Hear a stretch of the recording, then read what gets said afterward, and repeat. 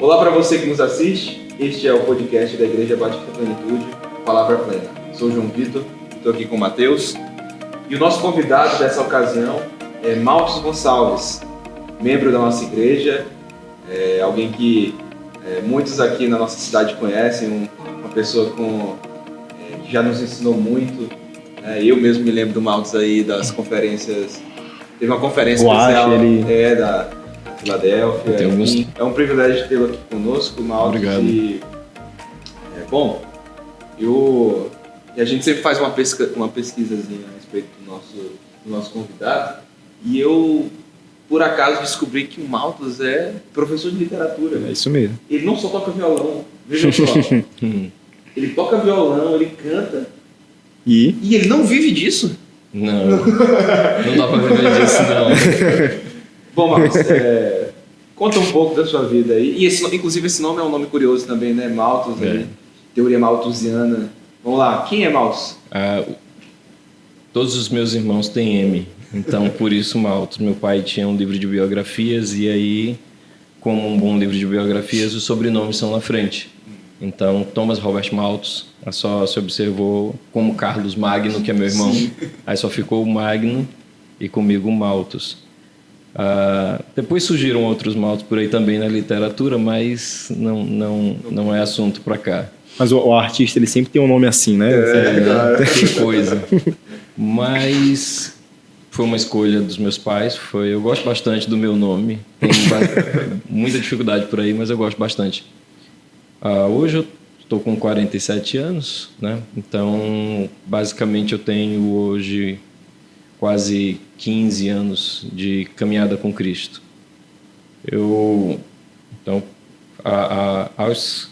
Tá na adolescência convertido, uma das coisas que eu percebi na época foi que a igreja sempre teve grandes músicos.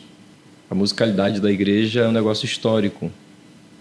Mas, por vezes, especialmente na década de 90, você sentia falta de grandes compositores que fizessem canções com cuidado poético, com cuidado teológico, com cuidado que a letra não somente fizesse um sentido emocional, mas que ela também tivesse uma estrutura poética que construísse. Porque um dos fatores, especialmente para a música da igreja, é que ela precisa ser pedagógica, ela precisa ser didática, ela precisa ensinar. E é uma coisa que eu bato muito na tecla, até porque algumas versões da Bíblia já tiraram essa palavra ou trocaram por outra, mas uma das coisas que eu bato na tecla é que Paulo, em Filipenses, ele diz: tudo que é verdadeiro, tudo que for amável, tudo que for nobre. Então, eu acredito profundamente que nós fomos chamados à nobreza. Há uma nobreza no pensar, há uma nobreza no falar, há uma nobreza no discutir. Nós fomos chamados a refletir a inteligência e o conhecimento, como o livro de Colossenses fala. Deus é o pleroma, é a plenitude de todo conhecimento, é a plenitude de toda beleza que é verdadeiramente beleza. Então, nós como crentes não poderíamos estar aquém disso. Nós deveríamos representar isso. Paulo também vai dizer que nós fomos chamados para anunciar as virtudes daquele que nos chamou das trevas para a sua maravilhosa luz, para anunciar sobre a multiforme. E multiforme, todo mundo aqui que já teve alguma mensagem sobre esse texto sabe que multiforme é uma relação com o tecido de várias cores de José, ou seja, uma sabedoria em que tudo é como se digamos assim, o arco-íris de Newton, né? Uhum.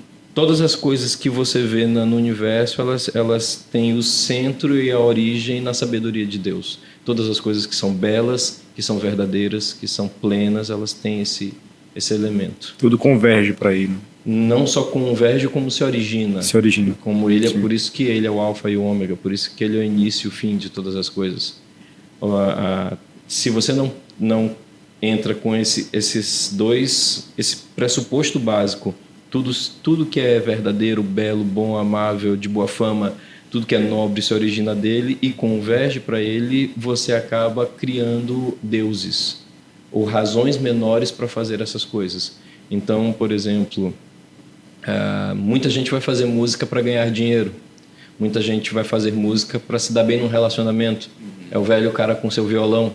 A maioria das músicas são sobre amor, né? São sobre alguns tipos de amores. Então, a característica, se você observa a característica da letra dessas músicas, é que elas transferem aquilo que deveria ser para Deus para pessoas. Então, por exemplo, é uma quebra do mandamento, do segundo mandamento, muito claro, e do primeiro mandamento, especialmente do primeiro, você cantar ou crer ou acreditar numa música que você diz para sua esposa ou para sua namorada: sem você eu não vivo. Porque essa é uma frase que somente Deus poderia ouvir. Somente Deus deveria ouvir. Então, Deus, sem você eu não vivo, só pode ser para Deus. E aí uma das questões é que quando você tira Deus daquele pressuposto de que Ele é a origem e o fim de todas as coisas, você vai colocar outra coisa no lugar. E notadamente na nossa sociedade é o amor romântico ou o sucesso. Então esses são os nossos ídolos, os ídolos do coração. Bom, a gente já havia perguntado, né? Quem está nos assistindo, está ouvindo esse podcast, já percebeu, Marcos tem formação teológica também, é um missionário, é um homem de Deus. E conta um pouco pra gente, Marcos, como é que se deu essa sua chegada. Como que Marcos chega nesse ponto que ele está aqui sentado nessa mesa conversando com a gente? Como que os seus caminhos foram te encaminhando para ser quem você é hoje? Essa pergunta é bem ampla. Essa pergunta é o tempo de resposta, uma hora. Né? Eu teria que falar da minha conversão. Minha conversão, eu não, embora minha mãe me levasse desde criança para a igreja, eu não me converti na igreja, eu não tive uma experiência com Deus na igreja. Eu estava tocando com uns amigos numa praça, tocando Legião Urbana, Paralama de Sucesso, tocando música dos anos 80, 90. A música já tinha entrado antes, então? Exato, antes sim. Estranhamente, a música tinha entrado antes. Eu já tocava, já tirava algumas notas e andava atrás do pessoal aí para aprender a tocar. Naquela época não havia internet, era para internet, então você aprendia ou de revistinha ou ia atrás de algum colega que sabia mais, porque fulano ali sabia tocar Pink Floyd, fulano ali sabia tocar Supertramp. Então você tinha as bandas e você ia atrás. Tocando para essas pessoas, eu estava num belo dia nesse ambiente, né? Meio que um bar, e tocando, fazendo aqui, eu percebi a movimentação, o teatro das ações humanas. Então eu percebi pessoas usando a música, né? Aproveitando a trilha sonora, o fundo musical que eu estava fazendo para beber, para fumar, para arrumar garotas e tal.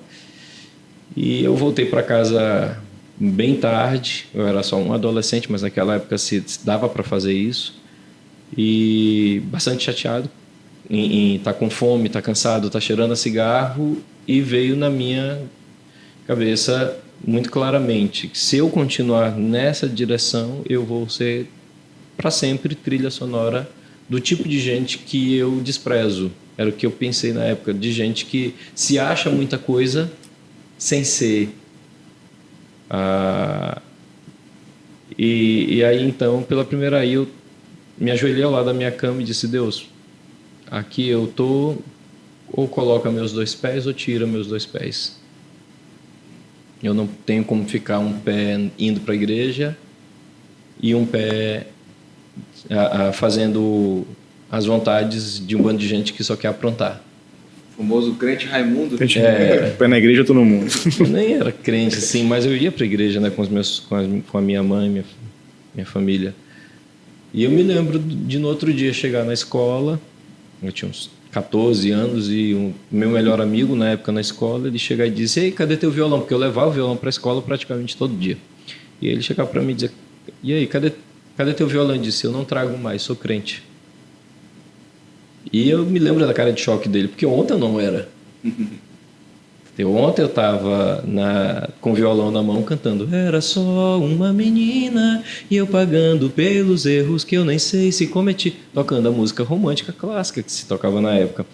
E depois eu apareci no outro dia dizendo: sou crente.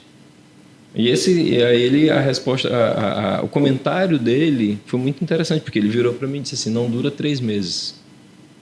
Então, toda vez que eu dou um testemunho para mim, que eu falo do meu testemunho de conversão, eu acho engraçado isso. Ou seja, isso eu tinha 14 anos, eu estou com 47 anos agora. Então, está durando bem mais do que 3 meses. 3 meses são longos.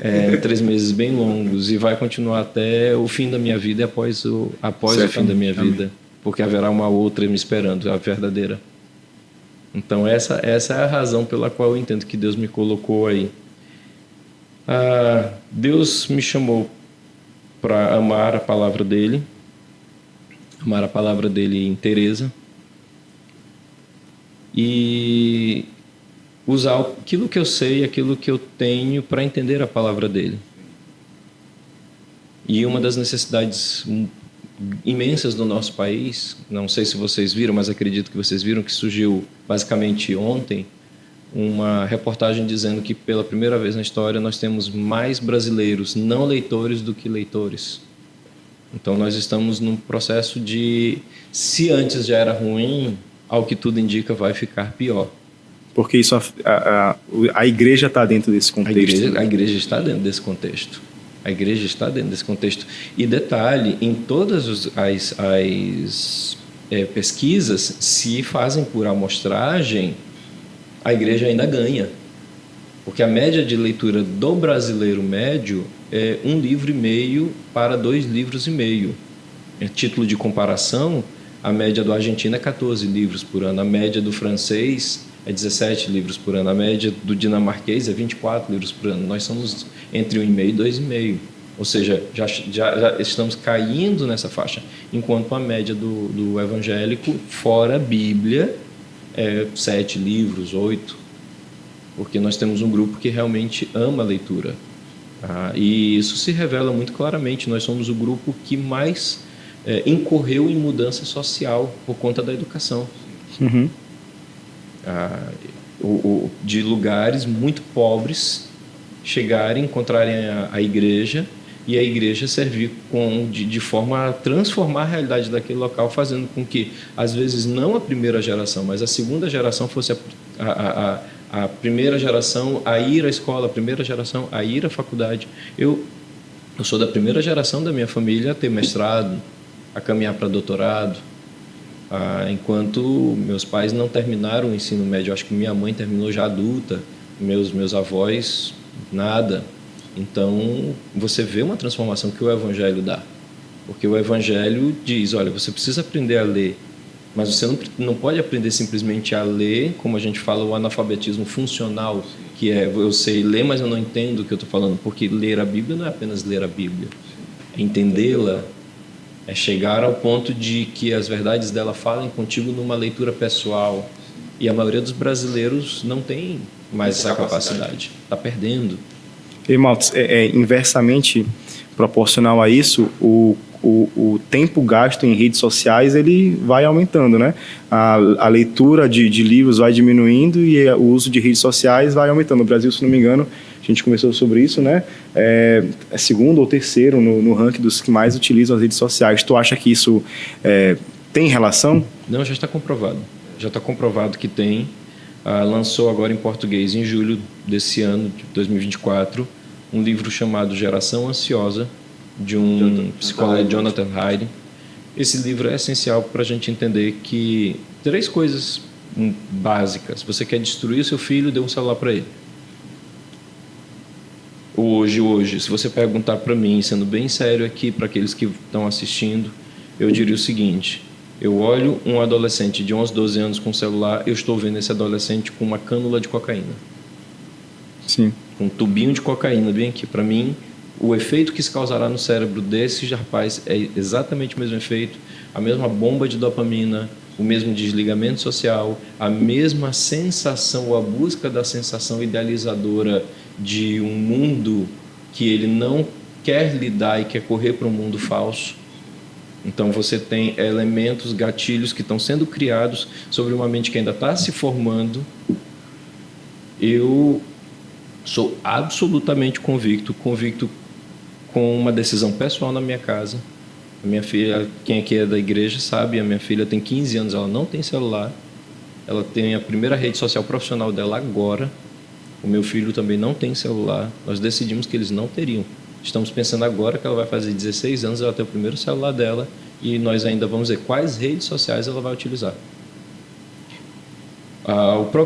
Isso é muito forte entender isso, por quê? Porque o próprio homem que inventou uma rede social muito utilizada por adolescentes e jovens, chamada Pinterest, ele mesmo declara que ele próprio se viciou no Pinterest. E se Mark Zuckerberg não dá celular para os filhos, é porque ele sabe de algo que as pessoas não querem, na verdade, que todo mundo sabe, mas ninguém quer enfrentar a realidade de tirar isso. Então, é essencial que entendamos: celular faz mal, rede social faz mais mal ainda, especialmente para crianças e adolescentes, e acabam com as possibilidades deles de se tornarem leitores no futuro. Se eu pudesse dizer alguma coisa, mas e livro eletrônico? Eu tenho aqui o meu Kindlezinho, e uma das razões que o Jonathan Haidt não coloca o Kindle é porque ele não faz a mudança de tela. Aquilo que foi vendido, você que tem mais de 30 anos vai lembrar disso, aquilo que foi vendido para a gente como ser multitarefas. Não existe multitarefas, existe desatenção. É isso que existe. Byung-Chul Han, no cara que escreveu um dos melhores livros que a gente pode ler nos últimos 10 anos, chamado Sociedade Excitada.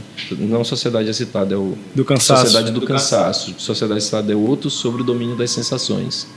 A Sociedade do Cansaço, ele diz que multitarefa é o tigre, é a tigre fêmea no meio da floresta, tendo que beber água, olhar se o filho dela não vai ser pego por outro predador, tá alerta e debaixo de estresse o tempo inteiro. E isso não é boa coisa. Sim. Bom, mas e a gente vinha falando, Ronaldo, sobre que, enfim, esse assunto também ele sempre acaba nos pegando, né? Porque tem sido um drama muito forte a influência das redes sociais. Mas essa situação da leitura, né? Da leitura, da literatura, a Bíblia é literatura também, né? A Bíblia é. A Bíblia é um livro porque, inclusive, algumas pessoas têm dificuldade com essa frase, né? Que a Bíblia é um livro de literatura. A Bíblia é um livro... Na verdade, a Bíblia... Aí a gente vai para aquele conceito lá da Escola Bíblica Dominical. A Bíblia são vários livros com várias leituras. Então, a Bíblia, ela, se for chamada, ela pode ser dita que ela é literatura e de vários tipos e com vários elementos de riqueza. E com uma biblioteca, formas, né? Literárias. Uma biblioteca com tudo aquilo que Deus deu de presente para nós, não somente para o nosso aprendizado, como para o nosso deleite. Sim. Não, um dos maiores erros na abordagem da Bíblia que é um erro não literário, é ler a Bíblia sem prazer. Se a Bíblia, ela tem que falar contigo, a Bíblia precisa te emocionar. Por exemplo, eu não consigo terminar a história de José sem me emocionar profundamente. Eu não consigo analisar, por exemplo, quando os meus filhos, né, o Benjamin e a Rebeca, vocês sabem, eu tenho uma filha de 15 e um filho de 10. Estamos lendo a Bíblia aqui e fala sobre a grande sabedoria de Salomão e como Salomão era sábio. E logo depois fala que Salomão jogou toda a sua sabedoria fora por causa das mulheres, e aí ele com 10 anos parou e disse assim: como um homem é burro. Como um homem é burro. Aí a gente olha para ele com 10 anos e diz assim: você vai ver como é que é daqui a alguns anos, você vai descobrir o quanto isso é real. É uma característica da Bíblia. A Bíblia é absolutamente real nas relações humanas. Por isso que o Luiz Saião tem um conceito maravilhoso. Ele diz que especialmente o Velho Testamento mostra que ninguém presta e só Deus é bom. Sim. E que Deus tem um prazer maravilhoso de amar gente ruim. É assim que o Luiz Saião se expressa. E eu acho maravilhoso isso, porque isso lembra que nós somos pessoas de pés de barro, quebrados, carregando as malas pesadas da vida nos aeroportos dos tempos, mas que nós contamos com Deus amoroso, do qual não existe apenas segunda chance, existe misericórdia diária. Então isso, quando Ele diz, porque as misericórdias dele se renovam a cada manhã. Ou seja, é a conta no banco ficando positiva todo dia, e você dizendo, como é que isso acontece? Você dorme sabendo que haverá misericórdia amanhã. No outro dia, você dorme sabendo disso. Você dorme, o estoque se renova. Como é que é isso? Se isso acontecesse com as nossas finanças, todo mundo ficaria. E aí a gente descobre que isso é misericórdia e graça. Então, eu estava colocando, né, essa informação de que a Bíblia é literatura, e você contou isso sobre Salomão e as burradas que ele comete. Realmente o texto vai mostrando isso. Me lembra muito, Maltos, a ideia de Mateus, que a gente... Uma discussão que é muito própria da literatura, que é a seguinte, de que a literatura, né, existe a boa e a má literatura, né? Geralmente a má literatura ela é um folhetim, né? Ela é uma propaganda ideológica, uma falsificação da realidade, né? Então você tem lá aquela história, uma história determinada, em que o cara ele tem um objetivo, que é trazer para você ali uma abordagem ideológica, né? Alguns poderiam achar que a Bíblia é assim, né? Mas ela não é, porque quando você vai pegar os personagens bíblicos, e realmente eles estão entrando em contradição toda hora, como é a vida, né? E eles são mostrados ali uma realidade nua e crua de quem são, e acho que isso que mostra a beleza, né? Eu até penso assim, um pastor ele deve abrir a Bíblia, né? E se for um pastor desavisado que não conhece o texto bíblico, né? E infelizmente há alguns, verdade, que ele abre a Bíblia e aí ele fala assim, poxa, eu vou dar aqui o exemplo da vida do Jonas. Aí ele, rapaz, esse Jonas fez um montão de besteira nesse livro, né? Como assim? Como é que eu vou continuar sustentando que esse cara aqui é um homem de Deus? Como é que a gente faz isso, né, Márcio? Aí é que vem a coisa, porque nós queremos impor sobre Deus, sobre o texto e sobre qualquer pessoa que seja um pastor ou um líder na casa de Deus, que ele precisa ser exatamente como nós queremos que ele seja, e não como Deus diz que os seus servos são.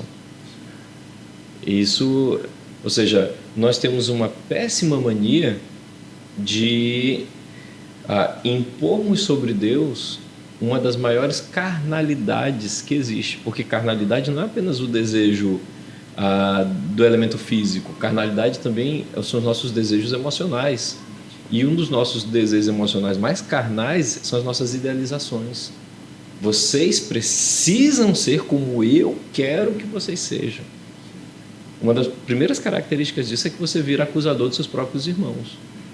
Você sobe no elitismo espiritual, que você começa a dizer, ninguém é igual a mim. E claro, a contraparte é muito clara. Quando você começa nesse elitismo espiritual, quando você cai, você não tem misericórdia para os outros, mas requer misericórdia para você. Literariamente na Bíblia isso é mostrado muito forte na diferença entre Saul e Davi. Tanto Saul quanto Davi caem. Os dois também são confrontados por profetas. Sim. Quando Saul é confrontado por um profeta, que é o profeta Samuel, ele chega lá e diz, tudo bem, o Senhor me rejeitou, mas desce comigo para o povo achar que o Senhor ainda está comigo. Bem ali ele perdeu o reino. A Bíblia é muito clara nisso. Ali ele perdeu, porque ele estava mais preocupado com o que as pessoas iam olhar com a imagem, enquanto quando Davi peca, e Davi diz lá naquela pequena história, naquela pequena, digamos, alegoria e metáfora da ovelha, ele diz, olha, que esse homem merece a morte, e o Natan chega e diz assim, esse homem é tu? É um momento assim, praticamente shakespeariano da Escritura, onde a Escritura enche o mundo desse tipo de beleza, desse corte quase novelístico, e aí Davi cai em si e Davi diz, pequei contra o Senhor. Ele esquece do humano. Sim. Ele lança, olha, eu posso ter pecado, pequei contra Salomão, pequei contra Batseba, pequei contra Urias, pequei contra um monte de gente, mas especialmente eu pequei contra o Senhor. E aí então Davi não somente faz isso, como Davi escreve o Salmo 53, lá no Salmo 53 tem assim, para o mestre de canto, salmo escrito por Davi, quando ele traiu eu acho que é 51, desculpa. Quando ele traiu com Batseba para ensino do povo. Ensino do povo. para que o povo cantasse o que Davi tinha feito, para que o povo não se esquecesse. Ou seja, um homem que mostra pés de barro. Mesma coisa. O rei era o pastor de Israel, Davi faz tudo bem, mas o pastor de Israel tem um pastor. O Senhor é o meu pastor. Então há gradações. Por isso que quando Davi se humilha lá diante do Senhor, dançando e se colocando, se indignificando, Mical, que é filha de rei, vira para ele e diz: grande papel esse do rei diante das suas servas. Aí ele disse: olha, foi por isso que teu pai foi tirado do reino. Porque essa mesma atitude aí, de se preocupar mais com os outros, por mim, eu me indignificarei muito mais. Isso é que fala acerca do homem segundo o coração de Deus, né? Porque o Saul, ele era o homem segundo o coração humano, né? Para a vista dos homens. Exato. E Davi é esse coração segundo Deus, né? Que é um coração especialmente arrependido, um coração quebrantado e contrito, tu não desprezas. A gente é cheio demais de vitórias, enquanto, se você for para a Bíblia literariamente, ela também é um livro que canta muitas dores, muitas derrotas temporárias que abarcam a esperança futura. Então, há um compositor no Canadá chamado Brian Doerksen, aquele que escreveu Vem Esta é a Hora. Sim. Ele fez uma música chamada How Long, que é: Senhor, por quanto tempo eu ainda esperarei? Por quanto tempo eu ainda chorarei? Por quanto tempo meus ossos ficarão secos esperando pela tua resposta? O Salmo 40 também, que acho que o YouTube também tem. Exatamente. Aí ele faz toda a canção sobre a dor e sobre a sequidão, de dizer: Senhor, vem, mas eu sei que um dia o Senhor vem e vai pleitear a minha causa. Um dia o Senhor vem e vai... Isso é a humanidade e a realidade da Escritura. Essa tendência do evangelho de vitória hoje, ela é errada em todas as instâncias. Ela não representa a Bíblia, que a Bíblia não tem só vitória, ela tem a vitória final, mas várias lutas pelo meio do caminho, vários dias de desencorajamento.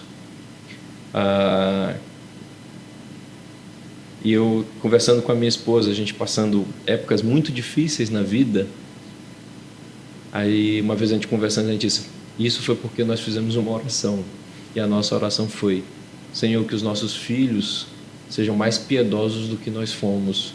Só que nossos filhos só serão piedosos se vermos como nós, que somos pais, reagimos aos dias difíceis da vida. Se nós buscamos o Senhor, nossos filhos nos verão buscar o Senhor. E nossos filhos serão piedosos para que, quando os dias difíceis acontecerem com eles, eles saberem o que fazer porque os pais deles fizeram. Por isso que aquele pai e aquela mãe que fica orando para não ter dificuldades na vida, não ter dificuldades para os filhos deles não os verem passar dificuldade, eles estão amputando os filhos tanto da Escritura na sua inteireza quanto da realidade, porque isso não é vida real. Na vida real nós teremos.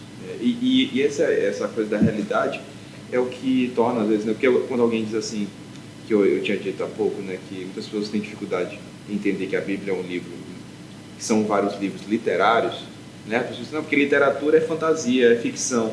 E, na verdade, o papel da literatura também é esse, mas é muito outro, que é mostrar a realidade, né?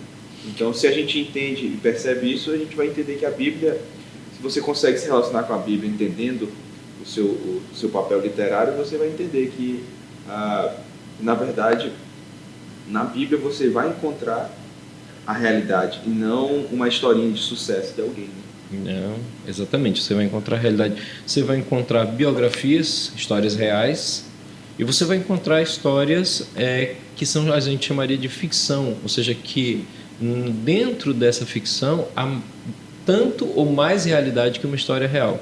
Um exemplo de biografia clássico é a história de José. A história de José é maravilhosa, tanto que representa, a gente chama na teologia de uma tipologia de Cristo, ou seja, aquele que desceu para depois subir ao mais alto lugar, que é o elemento tipológico. Você vai ter de Moisés tirado das águas, você vai ter a beleza e a força e a dureza das pragas do Egito. Porque, por exemplo, quando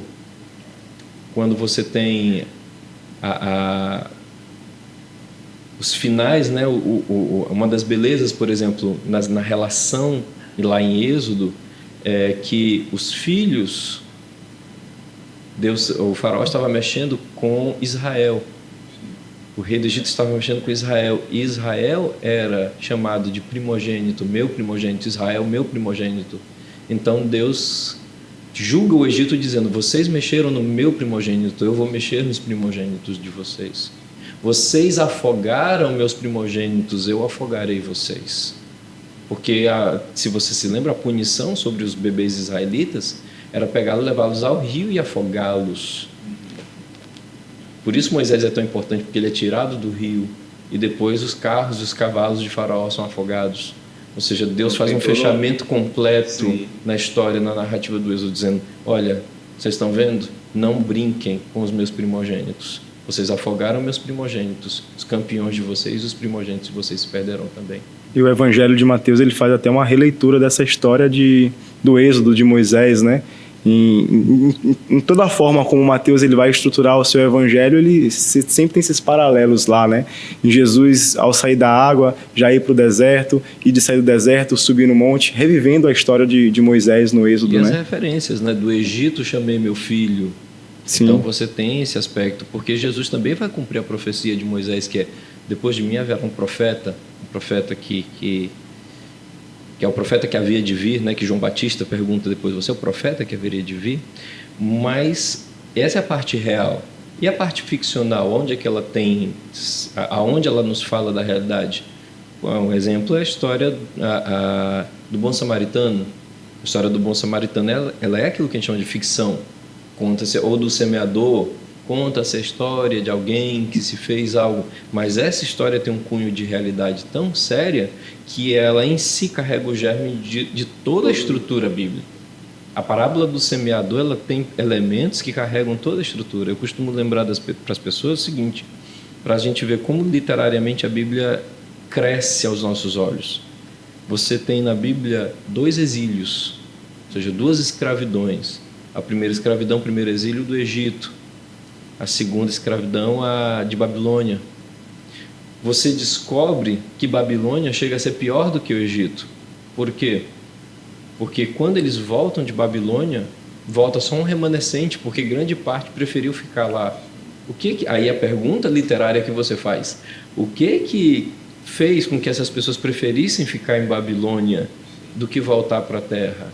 Aí, se você analisa Babilônia e Egito em toda a sua situação, é que o Egito ele é a terra da grandiosidade, dos grandes monumentos, do trabalho incessante, continuem fazendo tijolos, da falta de descanso, cadê o dia para santificar ao Senhor, do trabalho constante. Isso é absolutamente uma das nossas escravidões modernas. Uma das nossas escravidões modernas é o trabalho incessante, constante, no qual nós não sabemos descansar. E o povo de Israel sempre lidou com isso, tanto que Amós ele vai dizer: olha, cuidado com vocês que ficam durante os sábados e as festas santas, pensando: quando é que acaba este sábado, quando é que acaba esta festa santa, porque eu quero colocar logo o meu comércio para abrir. Aplique isso para hoje. Você tem as pessoas no culto, em vez de estarem anotando a pregação, em vez de estarem envolvidas no culto, elas estão fazendo um checklist do que elas vão fazer na segunda-feira. Uhum. Elas estão vivendo o pecado de Amós, que é um pecado da nossa época, porque na nossa época, olha como a Bíblia é fortemente real na sua estrutura. Na nossa época, a gente não consegue viver o momento. A gente está aqui pensando no que a gente vai fazer daqui a pouco. Eu chego para os meus alunos e digo: olha, vocês estão bem aqui. Isso aqui é uma aula de 3º ano, 2º ano, 1º ano, mas você já está em casa na sua cabeça. Você já está pensando o que você vai comer, o que você vai fazer à tarde. Você não consegue viver o momento. E quando você estiver lá, você já vai estar pensando na outra coisa. E isso é veneno, essa produtividade para o futuro, isso é veneno para o dia do Senhor. Por isso que no dia do Senhor, nós somos chamados a nos resguardar para a meditação. Para nem deixar nossa mente divagar com coisas que não são edificantes. Simplesmente focar. Criar o grandioso, maravilhoso e divino hábito do foco. Só que isso tem mais perigo ainda, porque nós temos um outro exílio, que é a Babilônia. E a Babilônia é a terra do prazer. Da distração. Da distração, da alegria de ter o bom e do melhor. De um lado tu tem a produtividade, do outro lado tu tem o prazer. Aí quando você vai lá para a parábola do semeador, fala que quando uma semente cai entre arbustos, entre espinhos, na medida que ela cresce, os espinhos crescem com ela. Eu acho essa expressão maravilhosa. Sim. Com ela, e a sufocam. E aí Jesus, quando vai explicar, diz, são as preocupações, produtividade, ação e os prazeres da vida a sufocam. Ou seja, aquilo que eu comentei sobre como nós prosperamos, as gerações prosperam com o Evangelho, com a melhoria da educação, contudo, também luta contra nós, se nós, no meio desse crescimento, esquecermos do Deus que nos permitiu ter o conhecimento. Por isso que eu não posso ser apenas um professor de literatura. Eu não posso apenas ser um professor de música. Eu preciso entender que começa com Deus e termina com Deus. Bora puxar o Maltos para a gente saber um pouquinho de quando entra a literatura na vida dele. Estou curioso. Ele vai embora. E eu sou muito assim também, Maltos, né? A gente se empolga. Faz uma pergunta pessoal sobre mim, né? A gente entra no assunto, o assunto que interessa, né? Que interessa a gente. Cara, como eu sou o mais jovem de todos os meus irmãos, eu sou o caçula, eu tive acesso a todos os livros deles. Então, a minha lembrança de infância é lendo tudo. E aí vem a beleza da imaginação. A partir do momento que você coloca a imaginação na mente de uma criança, eu digo assim, você só entende um texto quando você o visualiza dentro da sua mente. Isso é imaginação. Sim. Isso é imaginação. Você só entende um poema quando você o visualiza na sua mente. Então, quando, por exemplo, está o Carlos Drummond de Andrade dizendo assim, o homem por trás dos óculos e do bigode é sério, quase não tem amigos, o homem por trás dos óculos e do bigode. Então você chega e diz assim, o homem por trás dos óculos e do bigode não quase tem amigos. Os óculos e bigode, ele está brincando com a ideia daquela máscara de carnaval do Groucho Marx, que é o óculos e o bigode. Mas ele está dizendo, o homem que se esconde por detrás dos óculos e do bigode. O homem que tem o rosto social, mas que fica sério, que é tímido demais. Então ele se expõe sem se expor, avisando para todo mundo que ele está usando uma máscara. Então quando você consegue visualizar isso fica muito mais forte, isso fica muito mais interessante. E como tu vivencia isso também, né? O C.S. Lewis, ele tem uma frase que ele diz que a pessoa que lê, ela vive 1000 vidas antes de morrer, né? Esse imaginário te proporciona isso. Com certeza. E enriquece. Te dá uma visão, por exemplo, ele te dá a percepção do que sentir. Se existe Eita, aí sei que vocês me chamaram para cá para falar, mas aí vem um problema. Eu vou fazer um alerta aqui, já falamos sobre as redes sociais, vou fazer um outro alerta. E esse para a gente entender que é um processo sério. A leitura ela é tão essencial na infância, porque ela nos ensina a sentir. Então, se você leu direito, você se angustiou, você se emocionou, eu brinco dizendo que você leu o livro assim, depois leu o livro de lado, depois leu o livro deitado, depois leu o livro de costas, sua mãe já chamou para almoçar 3 vezes, você ainda não foi, dizendo só terminar essa página aqui. Assim você lê direito, você está passando pelo processo catártico de inserir-se, de estar lá, vivendo aquilo. Se você tira isso do jovem e começa a dar para ele dados, o que está acontecendo no conflito Rússia-Ucrânia, o que está acontecendo aqui, começa a dar para ele elementos, sem ele ter ido para a narrativa, você está construindo muito cérebro e pouco coração.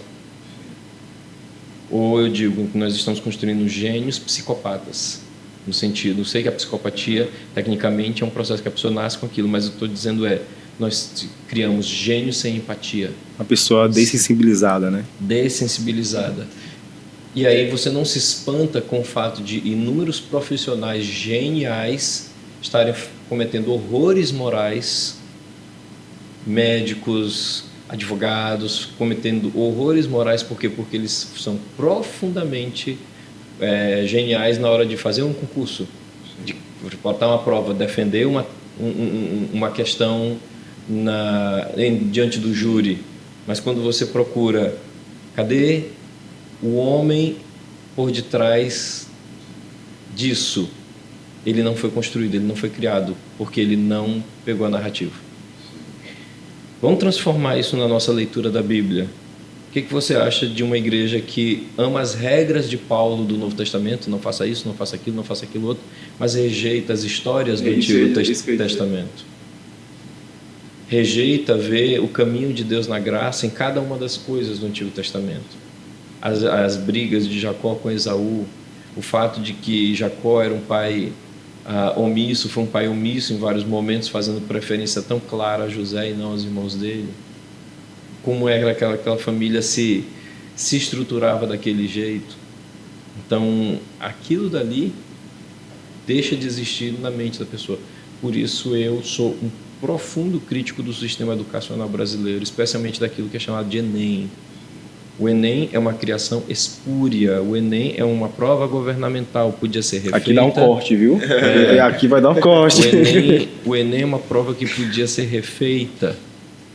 O Enem podia privilegiar os aspectos da imaginação, mas o Enem quer saber se você tem gênios, não quer saber técnicos, não se você tem pessoas que conseguem sentir, amar e serem minimamente sociáveis. Malta, eu acho que isso tem muito a ver com o espírito da nossa época, de que tudo para que eu vou estudar, por exemplo, logaritmos? No que isso vai servir na minha vida? Né? É tudo muito prático. O que não serve de prático do teu dia a dia, isso é descartado logo, né? Então, daí você despreza a literatura, despreza o desenvolvimento criativo, né? Porque o que isso vai me servir na hora de eu passar no Enem, né? Exatamente. Para que eu vou saber poesia? Para que eu vou memorizar Manuel Bandeira? Um dos poemas visualmente mais bonitos que o Manuel Bandeira já escreveu, um poema chamado Profundamente. E aí ele arrebenta com todo mundo com um verbo só, o poder de uma boa palavra. Quando ele chega e diz assim: quando eu tinha 6 anos de idade, eu dormi na noite de São João.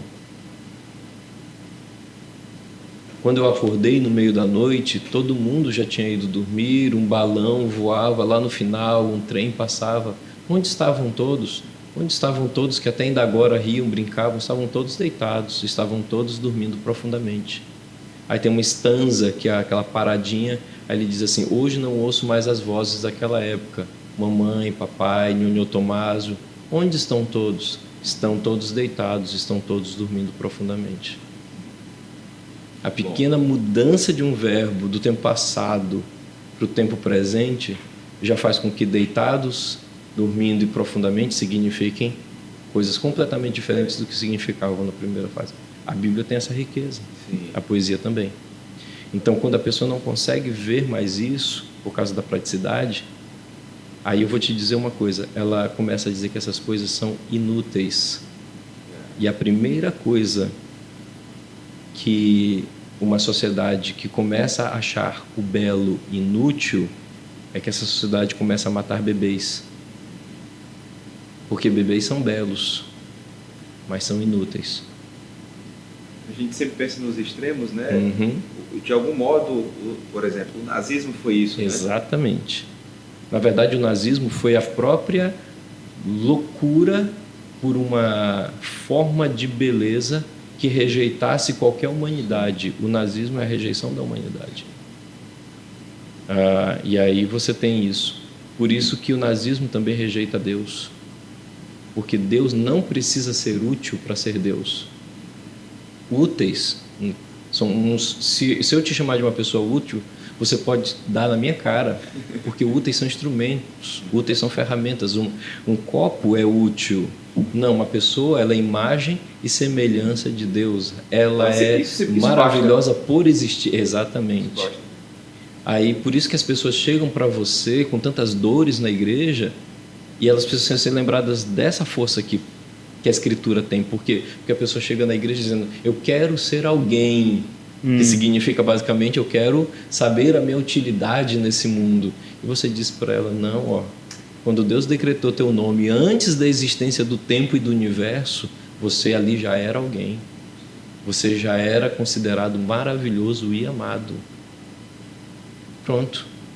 Que coisa mais curadora do que isso? Intrínseco. É?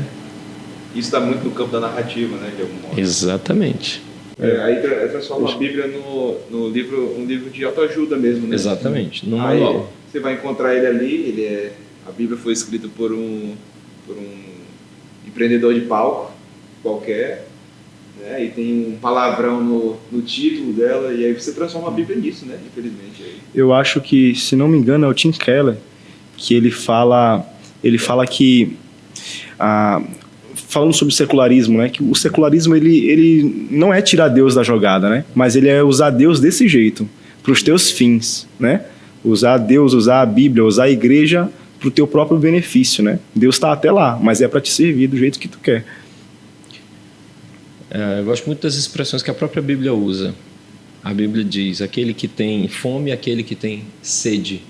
E diz: aquele que tem sede, vinde e beba dessas águas cristalinas. Ou seja, primeiro, a percepção de que você é carente daquilo, percepção de que aquilo pode encher você, pode renovar você de uma maneira paralela, metafórica, de como a água faz. E ao mesmo tempo nós sabemos que tem pessoas nessa forma pós-moderna que dissecam a Bíblia. Podem pegar pedaço, gramática, página, página. Só que dissecar se faz com o corpo morto. Não se faz com algo vivo.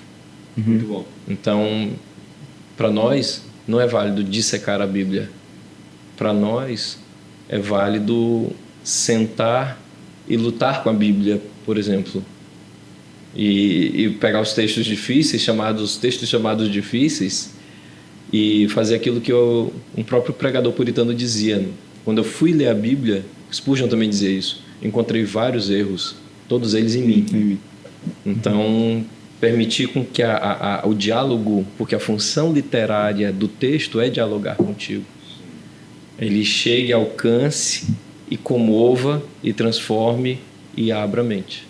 Eu acho que alguém até parafraseou essa frase dizendo: quando eu leio a Bíblia me lê.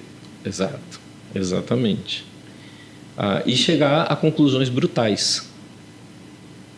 A Bíblia, por ser realista, ela chega a conclusões brutais. Eu estava conversando com o pastor essa semana e cheguei para ele o meu mais novo insight com relação a isso é que eu simplesmente entendi, tendo filhos já adolescentes, tendo 20 anos de casamento, que você pode ter com muita dificuldade viver bem um casamento não cristão, mas é impossível viver um casamento cristão. Por isso que você precisa de Deus. O casamento cristão e a criação de filhos piedosos são duas tarefas impossíveis. Por quê? Porque nas duas Deus tem que estar no meio. Senão, se fosse possível para ti, seria um casamento feito nas tuas próprias forças. Você não pode converter seus filhos. Por isso que criar filhos piedosos é impossível. É o que Jesus diz lá após o jovem rico sair, né? Mas é impossível, né? É impossível. Viver como Ele nos chamou para viver em nosso casamento, em nossa criação de filhos, na nossa vida profissional, como crentes verdadeiros, é impossível. Por que se torna possível? Se torna possível porque nós temos um Deus que todo dia derrama graça e misericórdia e nos fortalece e às vezes até nos carrega quando não aguentamos mais, para que a glória seja dele e não nossa. Por que isso é um horror para a nossa mente moderna? Porque nós amamos segurar a glória para nós. E nós amamos manter e dizer: não, mas eu posso fazer. Você não pode fazer. E o pior disso é que isso mata a pessoa.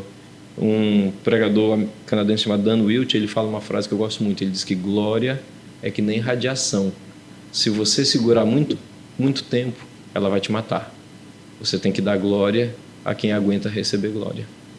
Eu acho que essa reflexão é muito da própria história da Bíblia, né? Assim, Deus ele entrega a lei lá no Sinai.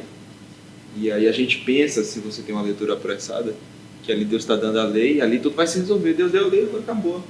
A gente tem uma Constituição, esse povo vai ser feliz, né? tá tudo bem agora, mas a gente vai aprendendo que nada dá certo, na verdade quase nada vai dando certo ali. Eles vão cometendo erros após erros e, claro, a graça de Deus agindo, e a ponto de que essa lei vai mostrando que eles não conseguem cumprir ela de jeito nenhum. Ela não foi dada, Deus não deu ela sabendo que eles cumpririam, na verdade sabendo que eles descumpririam, né? E aquilo vai sendo revelado a ponto de vir em Jesus na plenitude dos tempos, e Jesus o próprio e vai mostrar mais uma vez, olha, que esse caminho, que é o caminho apropriado do ser humano, vocês não conseguem, nunca vão conseguir, somente eu posso fazer. E vocês farão se fizerem comigo. Exatamente. Esse é o grande chamado. E se fizerem em comunidade. Tanto que o chamado básico que está em Adão foi chamado para a comunidade. Por isso que Deus cria Eva. Deus não cria Eva simplesmente porque Adão estava só. Deus cria Eva não como companheira de Adão. Deus cria Eva como auxiliadora idônea. Ou seja, não é tanto para as necessidades dele, é para as necessidades da obra que tinha sido dada a ele. É um dos maiores problemas do nosso romantismo ao lermos a Bíblia. Porque no nosso romantismo, ao lermos a Bíblia, nós lemos assim: então o homem deixará seu pai e sua mãe, se unirá à sua mulher, e serão os dois uma só carne. Aí a gente fecha bem aqui e diz: viu, a função do casamento é serem os dois uma só carne. Não, a função do casamento é se tornarem uma só carne para cumprir o que Deus havia ordenado, que é crescei-vos e multiplicai-vos, cuidai, governai. Todos os mandatos são cumpridos por meio dos dois serem uma só carne, mas ele não é o fim. Se ele virar o fim, você tem um romantismo, você tem um casal fechado em si, achando que eles são o objetivo do casamento. E um ídolo, portanto. E um ídolo, portanto. Exatamente. Essa mania humana de transformar coisas boas, né, que Deus deu em coisas para a sua própria condenação, né? Exatamente. Exatamente. Bom, moço, a gente vinha conversando mais atrás sobre essa relação e como a literatura de algum modo sempre fez parte da tua vida. Eu queria voltar nisso perguntando, porque, claro, a gente está aqui diante de ti, a gente sabe que você, de algum modo, se envolve com o empreendimento intelectual, né? Isso faz parte da sua vida, a sua biografia está envolvida com isso. Você citou, né, que foi um dos primeiros da sua família a fazer mestrado, a estar envolvido mais na academia. Como que é isso, sendo um cristão, vivenciar isso? E eu penso assim, como é que existe alguma tensão? Porque, por exemplo, o crente tem a Bíblia, né? E a Bíblia é a sua regra de fé e prática. A Bíblia é o livro dos livros, né? Tem até uma frase de um teólogo que diz assim, que você deveria ir a todos os livros, mas sempre retornar à Bíblia, algo dessa natureza. Mas alguém que está envolvido com a literatura é alguém que está indo aos muitos livros. Como é que é essa relação? Como é que isso se dá? Ou você hoje não está muito na literatura e mais apenas no livro dos livros? Porque essa é muitas vezes a atenção de muitas pessoas. Como é que... Só para contextualizar, uma vez eu fui buscar um pregador na minha antiga igreja, né? Ele veio dos Estados Unidos e ia pregar lá. Aí, na conversa ali, para puxar assunto, e aí, o que tu gosta de ler e tal? Aí ele, só leio a Bíblia. É por aí, irmão? Olha, eu responderia para esse pregador com uma mensagem pregada há mais de 200 anos atrás pelo John Wesley, quando ele encontrou alguns pregadores, na época se chamavam de entusiastas, pregadores que viviam debaixo da ação do Espírito, aquela coisa. E ele diz: alguns desses entusiastas dizem que só precisam da Bíblia. Que coisa interessante, como eles são maiores do que o apóstolo Paulo, que disse: traga meus livros. Uhum. Ou seja, o apóstolo Paulo, inspirado por Deus, apóstolo, ele destaca carta, a escritura, né? Mas ele fala de outros. Mas ele diz: traga por favor os meus livros, preciso deles. Enquanto você chega para a pessoa e diz: não, a única coisa que eu preciso é a Bíblia. Isso é muito complicado. A Bíblia é a nossa regra de fé e prática. Isso nunca vai deixar de ser. Se nós escolhermos outra coisa pela qual basearmos nossa vida, estaremos pecando. Mas os outros livros, eles servem para nós termos um padrão, por exemplo, das ações humanas, de perceber como o homem é em toda a sua, no elemento, por exemplo, da imagem de Deus. Quando você lê todo o cuidado que Deus mostra em algumas literaturas e, ao mesmo tempo, tudo aquilo que ele é enquanto homem caído. As nossas invejas, as nossas pequenezes, nossos elementos estão todos lá. Para a gente entender, por exemplo, como é interessante isso. Fazer um paralelo da Bíblia com um livro de literatura, para vocês verem como as coisas ficam lindas se você faz esse padrão. Na Guerra Antiga, os povos ficavam um de frente para o outro, né, aqueles que iam lutar. E quem deveria ir para frente e lutar um contra o outro em nome do seu povo eram os reis. Então, uma das coisas que o rei tinha que fazer era lutar com o seu povo. Davi era esse tipo de rei, por exemplo. Só que, obviamente, quando os reis tiveram o poder, né, deixaram de ser apenas reis tribais, digamos assim, eles começaram a contratar mercenários para lutarem no lugar deles. Para que esses mercenários não ficassem só com o nome de mercenários, várias literaturas chamaram esses mercenários de heróis. Então, você tem dois casos que são muito claros e muito parecidos. Você tem num livro chamado A Ilíada, que é a Guerra de Troia, em Lyon, a esposa de um jovem, de um rei já mais velho.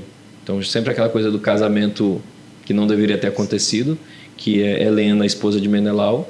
Ela é seduzida, ou na verdade ele se apaixona, segundo uma visão mais moderna, por Paris, e fogem.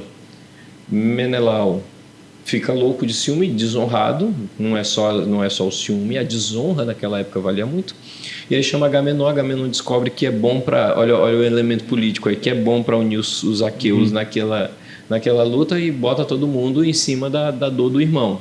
Gente boa esse. E para não perder, ele contrata o maior mercenário da época, Aquiles. Aquiles foi contratado para a guerra para não perder. Aquiles é o imbatível, Aquiles não tem como machucar, Aquiles tem o corpo fechado, como é que nós vamos perder? Aí acontece algo muito interessante. Isso mostra como o Menelau é baixo, como ele é pequeno, como ele mesmo tendo sido desonrado na sua honra pessoal do cara ter roubado a esposa dele, ele não vai lutar, ele contrata outro. Que cabra ruim é esse? Vamos dizer assim no Nordeste. Que cabra é esse que não luta pela própria honra dele? Só que comenta assim, do outro lado você tem covardia, né? Exato, e do outro lado é outro covarde, porque é Paris. Que também é um covarde, porque roubou a mulher do cara na casa do cara. E pede pro pai dele resolver. Pede pro pai dele resolver, que é um velho. Aí o irmão dele, chamado do mais nobre entre os homens, Heitor, desce como rei que é para lutar contra aqueles, mesmo sabendo que vai morrer. Sabendo da sua inferioridade, mesmo assim. Que vai morrer. Só que ele não luta contra Aquiles. Ele luta contra o sobrinho de Aquiles, o Patroclo, que está usando a armadura de Aquiles. E vence. E achou que venceu Aquiles. Quando você vai para a Bíblia, você encontra a mesma coisa. Os israelitas de um lado, os filisteus do outro. O rei filisteu contrata um mercenário. O nome desse mercenário? Golias. Saul manda um edito dizendo que dá metade do reino se ele conseguir uma pessoa que lute por ele. Davi vai lutar por ele. O que Saul oferece para Davi? A armadura dele. A armadura. Para que todo mundo ache que quem está lutando ali Saul. É Saul. Quando Davi, sem armadura, sem nada, de peito aberto, digamos assim, mata Golias. E detalhe, vem os filisteus são os primeiros grandes guerreiros do ferro, dos carros de ferro, da espada de ferro. Tanto que em Gideão, quando eles dominam, eles não permitem que os israelitas tenham nem arado, tenham nem enforcado não tenho nada de ferro, porque só eles podem ter o domínio do ferro. Ele pega, derruba Golias com uma funda e mata Golias com a própria espada. Ou seja, aquilo que é a glória do filisteu passa a ser a morte dele. Então você tem todo esse processo, você tem duas literaturas semi-paralelas mostrando como Saul já é colocado como um rei pequeno, como o rei filisteu já é visto como alguém pequeno, e como tanto Heitor quanto Davi se sobressaem. E isso mostra como a Bíblia pode mostrar para nós como os antigos pensavam, e as noções de honra, de nobreza, de não mentir. Porque você vê uma teia de mentiras para todos os lados, e você vê o homem de Deus andando sem mentira. Vou lutar contigo em nome do Senhor. E o que tu está dizendo para nós aqui hoje, para quem nos assiste, é uma análise muito boa. Eu nunca tinha ouvido, né? E pensando nisso, assim, então a própria leitura da Elida enriquece a nossa imaginação na leitura bíblica, né? Sim. Então, assim, acho que a próxima vez que a gente for ler agora esse texto, os textos de 1 Samuel, 2 Samuel, todos os textos que falam dos reinados, enfim, a gente pode dramatizá-los de forma muito mais apropriada, né? E certas partes começam a fazer mais sentido. Há um livro maravilhoso vendido no Brasil chamado Jovens Polacas, de uma judia chamada Esther Langman. Ela estava andando no cemitério de São Paulo e ela se impressionou do cemitério das polacas ser tão bonito. O que eram polacas? Eram prostitutas judias aqui no Brasil. E esse cemitério tinha mármores belos, belíssimos.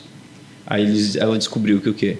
Que essa menina era seduzida lá na Europa, Ucrânia, onde hoje é a Ucrânia, a Balcãs, e fugia de casa, que era coisa muito comum naquela época. Nessa hora, o pai dela fazia um funeral de caixão fechado, com o nome dela, e a enterrava no cemitério com o nome dela. Então ela sabia, quando ela fugia de casa, que ela não podia voltar. Que o pai dela olharia para ela e dizia: quem é você? Sou sua filha. Não, minha filha está enterrada. O caixão dela está lá, está tudo lá. Então ela não voltava mais. Por isso que elas eram escolhidas. E quando chegasse aqui, ela só tinha uma chance de sair da prostituição. Era contratar, porque os judeus aqui também não falavam com ela por ser prostituta. Era contratar um casamento. Pagar alguém para casar com ela. Então ela juntava dinheiro a vida toda para conseguir essa possibilidade, porque aí ela mudaria de nome e seria aceita mais uma vez na sociedade. Aí vem uma prostituta com um vidro de nardo puro, de profundo valor, e quebra e unta, né, unge Jesus com aquele nardo puro. Ela simplesmente está jogando toda a possibilidade de futuro dela fora. Aquilo dali é a aposentadoria dela, aquilo dali é a possibilidade dela casar com alguém, aquilo dali é a possibilidade dela sair da prostituição, aquilo é a possibilidade de tudo. A possibilidade de redenção. De redenção de tudo. Aí Jesus dá uma palavra para ela, nos 3 evangelhos a mesma palavra. Jesus diz: por onde esse evangelho for pregado, essa mulher será conhecida.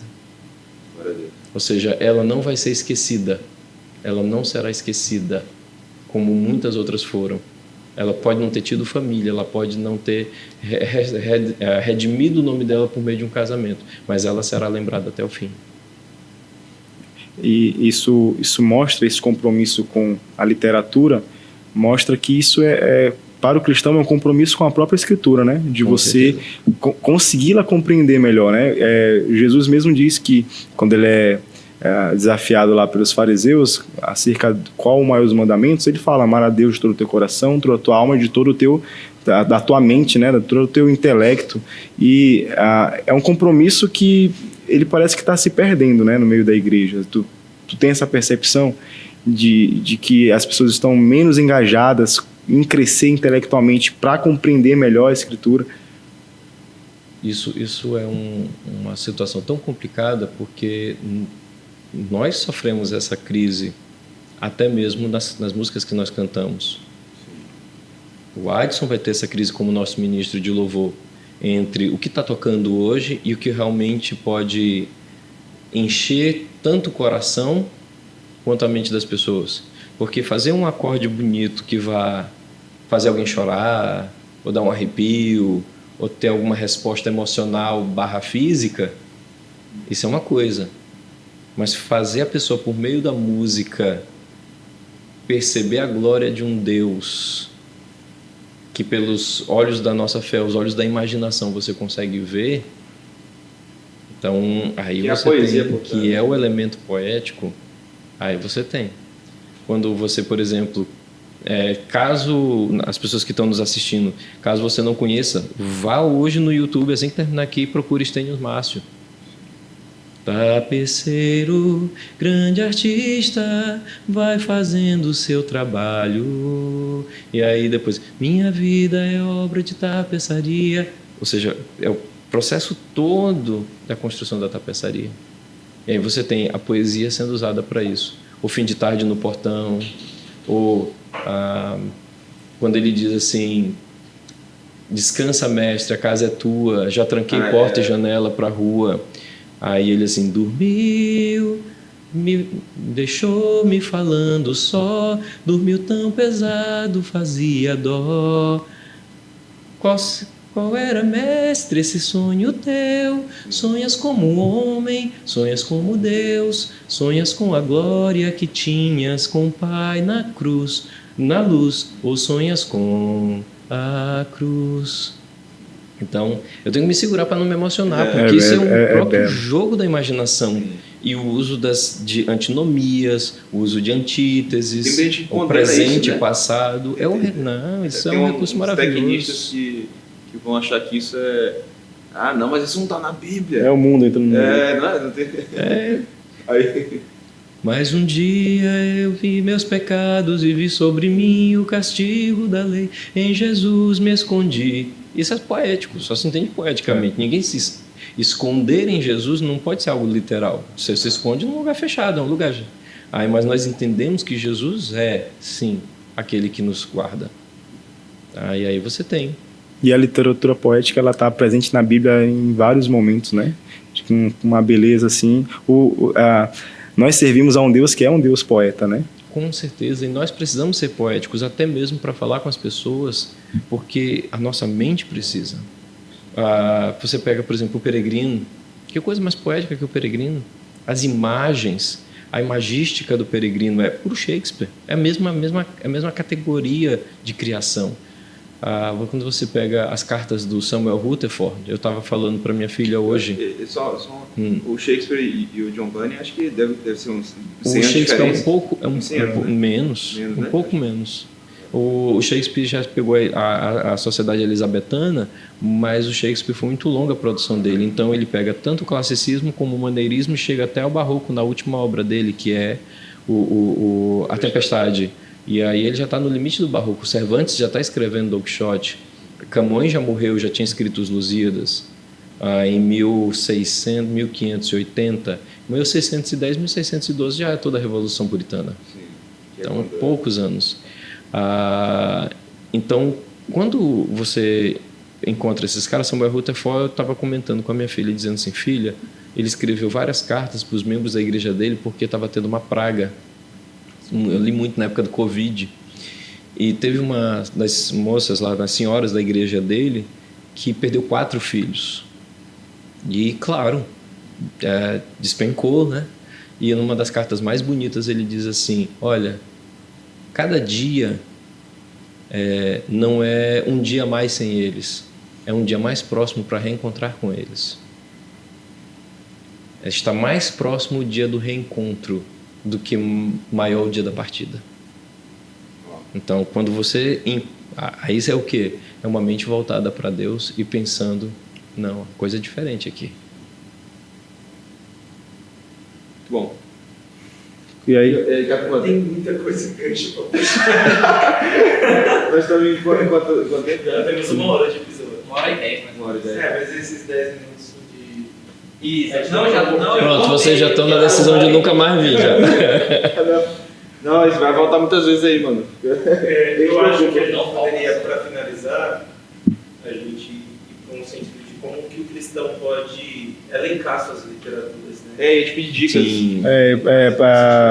Quem quer começar também, né, que não... Que tipo de literatura dita secular, como que eu faço esse filtro e como escolher boas literaturas cristãs também.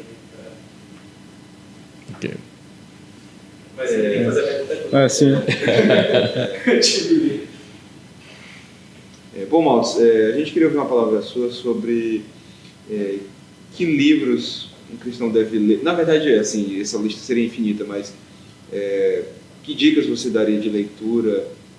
O que convém e não convém? Eu acho que essa pergunta também é muito importante. Tem 2 perguntas já aí. Porque, então, assim, tem um cara que é crente, ele quer ler o Albert Camus, ele quer ler o próprio Nietzsche. O que está à disposição do cristão e é apropriado ou não? Existe, essa pergunta é válida ou não? Fala um pouco pra gente e dê dicas aí do que você entende. Existem, aí eu indico classes de pessoas, porque também existem pessoas que foram chamadas no reino de Deus para estudar o mais profundo das relações humanas e ver isso pelo ponto de vista do reino. Por exemplo, eu estou lendo Susan Sontag agora. E ela está me dando insights profundos de coisas que eu estou louco para dar uma palestra sobre isso. Não vai funcionar no podcast. É muito tire as crianças da sala. Mas é essencial para nós entendermos do horror do que está acontecendo hoje. Então, ela foi brilhante naquilo. Então, tem algumas coisas que nós precisamos estudar, nós precisamos ler para entender isso. Nós precisamos ler um outro grupo de pessoas precisa ler para entender e ter respostas para aquilo. Não tem problema de ler Nietzsche, não tem problema de ler Camus, não tem problema de ler Derrida, contanto que você entenda que existem antídotos para aquilo. Você precisa ler pessoas também que te respondam aqueles questionamentos. Então, cada vez, por exemplo, que eu ouço pessoas chegando para mim dizendo assim, Jesus nunca existiu, eu vou para os caras que buscaram mesmo Jesus, o Case for Christ, e todos aqueles livros de pessoas, até mesmo de neo-ortodoxos, que nem... Muitos liberais, né? Até Contribuíram para isso. Como Albert Schweitzer, que fizeram a pesquisa e disseram assim, tudo bem, nós não podemos concordar com Jesus assim, mas nós não podemos dizer que ele não existiu. É o Jesus histórico. Exatamente. Então, tem gente que vai precisar ter as respostas. Tem gente que vai para os assuntos mais difíceis, por exemplo, o fato de que nós estamos numa sociedade viciada e que alguém precisa gritar isso. Por exemplo, um exemplo de autor cristão que tinha essa tarefa na época dele era o Francis Schaeffer. O Francis Schaeffer ele dizia, nós estamos com esse problema. E nós precisamos urgentemente de pessoas que tenham a coragem de dizer isso para a nossa época. Por quê? Porque é muito fácil você dizer assim, não leia literatura moderna, não veja nada moderno. Mas o modernismo, ele surgiu não para mostrar beleza, ele surgiu como grito de uma sociedade doente. Então, quando você lê Oswald de Andrade, Mário de Andrade, quando você lê Breton, quando você lê Artaud, quando você lê os surrealistas, eles são o grito de uma sociedade doente. Mas essa sociedade ela precisa ser revelada também. A gente não pode ser defensor da sociedade, nós precisamos ser defensores da Bíblia. Vou dar um exemplo para vocês aqui, para vocês verem como a coisa é bem mais pancada. Lima Barreto foi um escritor brasileiro, na época de Machado de Assis para o início. Ele morreu em 1917. Machado de Assis morreu em 1907, se eu não me engano. Esquecido, sozinho, morreu de câncer. Muitos indicam que foi porque ele feria a própria boca, sendo ele epilético e estando viúvo. E o Lima Barreto, nessa época, já não participa em nada. Na verdade, Lima Barreto é colocado no hospício mais ou menos 17 e morre em 29 e não vê nada dos modernos. Ele tinha uma briga eterna com os modernos. Mas acontece algo, ele escreve um livro sobre a experiência dele no hospício, porque ele tem esquizofrenia. E ele tem uma das frases que coloca que quando ele foi caminhando pelo hospício, ele chega num prédio e descobre que aquele prédio está cheio de indigentes, de mendigos. E ele se espanta. Por que ele se espanta? Eu pensava que esse fosse um lugar para lunáticos, como os loucos eram chamados na época, os esquizofrênicos e outros eram chamados na época, um lugar para lunáticos, mas eu descobri que esse é um lugar para os indesejáveis. Qual é o nosso problema hoje? Vamos entender algo? Na nossa meta de produtividade, os nossos filhos se tornaram os nossos indesejáveis. Nós colocamos os nossos filhos 7 horas da manhã na escola para pegar às 5 horas da tarde. Isso quando você tem, né? Porque a escola virou um depósito de crianças. A escola virou não é responsabilidade minha, vire-se. Posso dizer para vocês, porque não só eu sei disso, como eu ouvi, eu estava lá quando uma diretora de um colégio de tempo integral disse para mim que um dos pais havia ligado para ela e perguntado por que o integral infantil não ia até no sábado, porque ele queria descansar. Meu Deus. Então, a escola virou um depósito. A questão não é educação, a questão são sistemas que vão para Brasília, e eu digo isso porque eu vi pessoas desses sistemas, não posso dizer o nome aqui porque a gente vai para o YouTube, que chegaram para mim dizendo, chegamos de Brasília, onde eu estava com fulano que é do sistema tal, fulano que é do sistema tal, fulano que é do sistema tal, e eu me perguntando, como um bom interpretador, o que esses sistemas, esses caras desses sistemas educacionais todos estavam fazendo em Brasília? O nome disso para qualquer pessoa que trabalha com direito, lobby. Pressionando o quê? Mais horas aula, mais tempo na escola, porque assim os materiais ficam maiores e mais caros. Não nos enganemos, isso é um mercado. E não nos enganemos, o governo faz conluio. E se os crentes não param e dizem assim, não, meu filho vai ser educado por mim, seu filho será educado pelo sistema da escola. Ele não será educado nas matérias, ele será educado pelo sistema. São duas coisas diferentes. Meu filho recebeu um material numa escola cristã. O homem nasce, cresce, se desenvolve e morre. Quando ele tinha 3 anos de idade, nasce, cresce, se desenvolve e morre. E eu perguntei, reproduzir não é mais parte da natureza, não? E aí colocaram, pois o ser humano não, o ciclo da vida é nasce, cresce, se quiser se reproduz e morre. A primeira coisa que eu disse, ok, diga para o cachorro que se ele quiser ele se reproduz. Ou seja, nós estamos tornando a vida artificial. E isso é fugir da imagem e semelhança de Deus. E fugir do mandamento, crescei-vos e multiplicai-vos.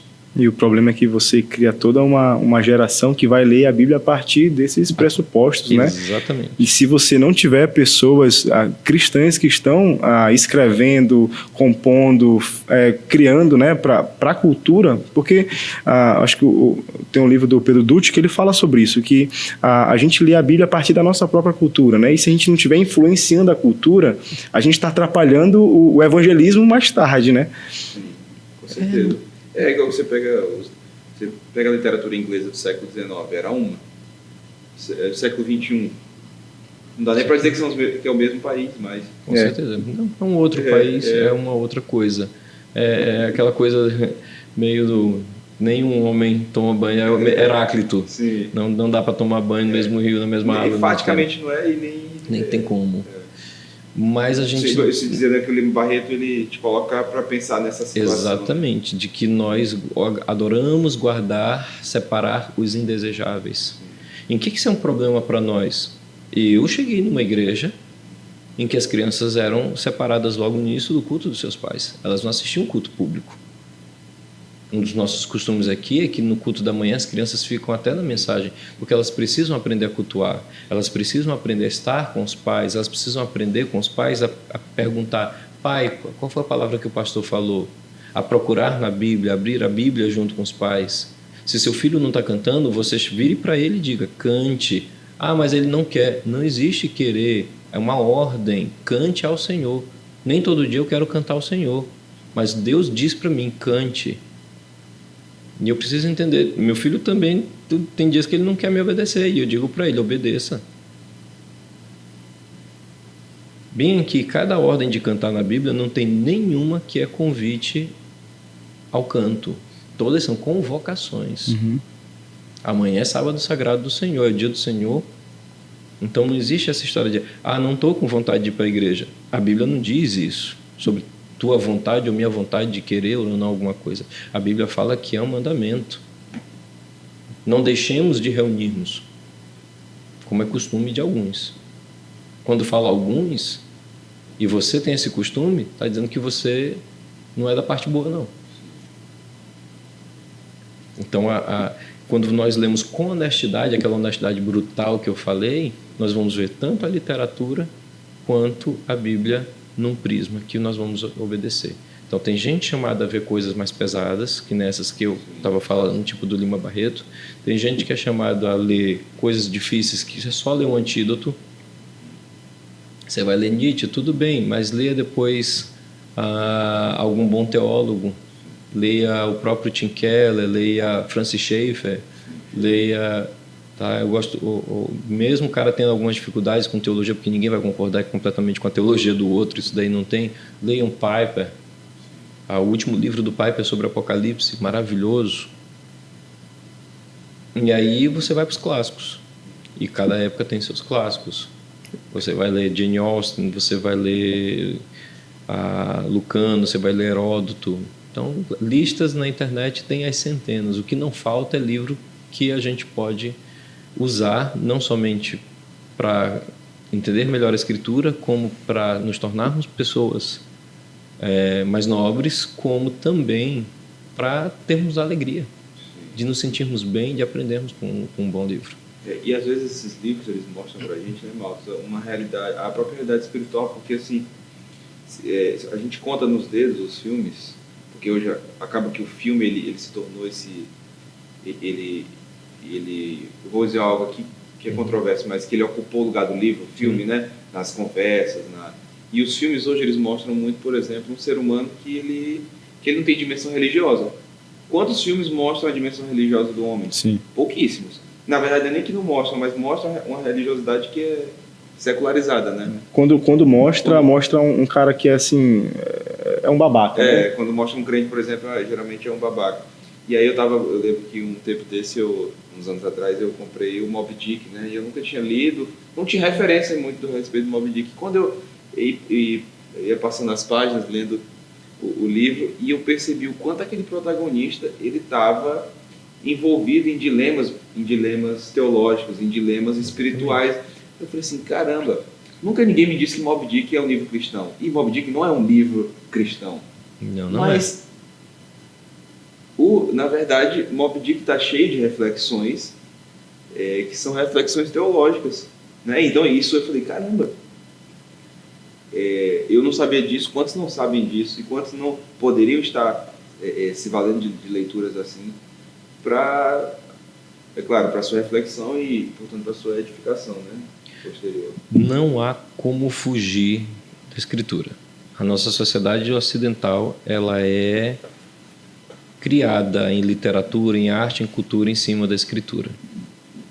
Se você sai da escritura, você começa a interpretar errado. Caravaggio fez duas pinturas. Quem está assistindo aqui pode olhar depois no Google Imagens. Ele fez 2 pinturas sobre Mateus escrevendo o Evangelho. A primeira pintura foi rejeitada, a segunda foi aceita. Se eu te disser que mais da metade dos professores de arte vai errar, por que ela foi rejeitada? Eles vão dizer que foi por causa dos pés aparecendo ou que não era... Eles vão tentar encontrar uma razão técnica. Não tem repertório bíblico, né? Porque não tem repertório bíblico. A grande razão pela qual, já que era uma obra para a igreja, é que na primeira pintura o anjo está segurando a mão de Mateus enquanto se escreve. Na segunda pintura, Mateus está aqui e o anjo está em cima enquanto ele escreve. Para quem conhece, inspiração mecânica e inspiração dinâmica. Muito bom. Você olha, você já diz. Eu estava numa aula de história da arte, a professora mostrou dizendo, professor, isso daí não é questão de estética, não. Isso daí a igreja não aceitou porque quebra um princípio do cristianismo, que é a inspiração dinâmica em vez da mecânica. Ou seja, quando você entende a escritura, entende o elemento teológico, você interpreta o mundo e a história do mundo, de Shakespeare aos medievais, com um prisma muito mais interessante. Maltz, pensando assim, em uma pessoa que ainda não tem essa prática de leitura, esse hábito de ler, o que tu daria assim, de dica prática para ela? Como começar? Por que livros? Para quem... Aí, se a pessoa quer criar gosto por leitura... É um cristão que precisa começar a ler melhor. Gosto por leitura, evangelhos, narrativas do Velho Testamento, ainda não pegar genealogia, por enquanto. Depois ele vai descobrir coisas maravilhosas. Por exemplo, eu estava lendo sobre os heróis de Davi. E os heróis de Davi, você vai ter amonitas, você vai ter hititas, você vai ter... Todos eles são generais de Davi. E vai ter um comentário lá dizendo que quando as tribos se uniram a Davi, somente 3.000 da tribo de Saul se uniu a Davi. Por quê? Porque Saul, que nem Saddam Hussein, observem a realidade que nem Saddam Hussein fazia, se cercou para se proteger só daqueles que eram da mesma tribo, por estarem coligados em linhagem. Davi não. Davi era meritocrata. Não importava de onde a pessoa veio. Se lutava por ele, se lutava com afinco, podia se tornar um dos heróis dele. Mas o nível era lá em cima, porque a lista dos heróis entre os 3 lá primeiros, Joabe, Amazias e os outros, era lá em cima. E aí os outros todos tentavam alcançar aquela posição. Diz assim, pois ele era grande, mas não chegou entre os 3 mais. Ele era grande, mas não chegou. E aí aparece a outra lista. Ou seja, mesmo essas listas, elas têm muito a nos dizer. A de Davi mostra que Davi era um cara que olhava primeiro o coração do cara, como o cara estava, se o cara era envolvido, se o cara amava o povo de Israel, mesmo o cara não sendo do povo de Israel. E aí já mostra o princípio da adoção. Bom, a gente está chegando ao fim de mais um episódio do Palavra Plena e a gente quer agradecer a você, Maltos, por estar conosco, por ter estado conosco.